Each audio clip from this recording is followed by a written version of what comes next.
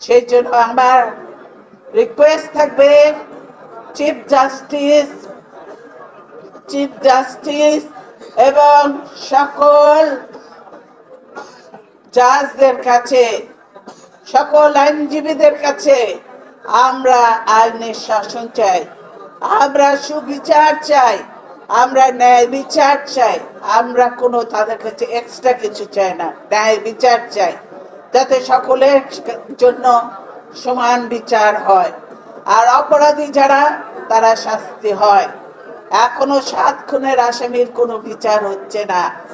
এটা তারা মনে করে দিন যত যাবে আস্তে আস্তে মানুষ ভুলে যাবে, তারপরে তারা তাদেরকে ছেড়ে দিবে।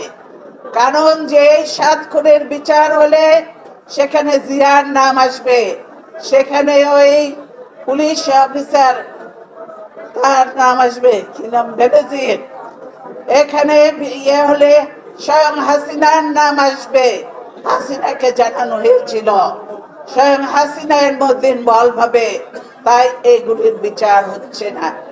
আমরা মনে করি আমাদের বিচার দ্রুত করছেন, তাদের বিচারগুলি শুরু করে তাদের বিচারগুলি দ্রুত করে একসঙ্গে শেষ করার ব্যবস্থা করেন। দেখেন কার সাজা হয়, কার মুক্তি, যদি ন্যায় বিচার থাকে, সুবিচার হয়।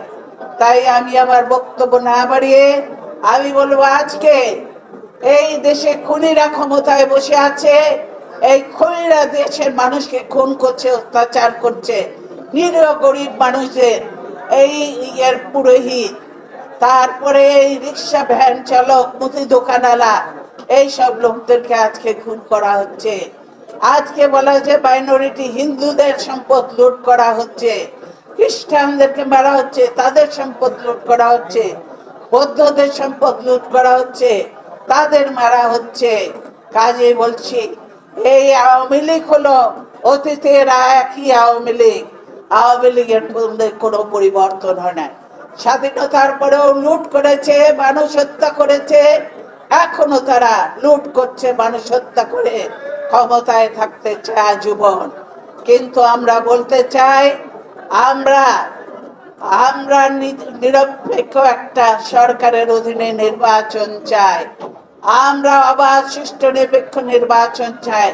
তার মধ্যে দিয়ে দেশবাসী জনগণ দেখিয়ে দিবে যে তারা কাদের পেছনে আছে, কাদেরকে চায় তারা।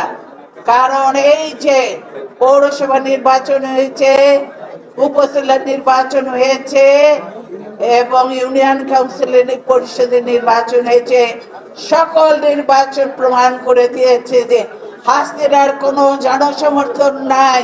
হাসিনা জোর করে, খুন করে, মানুষ হত্যা করে আজকে নিজেকে বিজয়ী করতে চায়।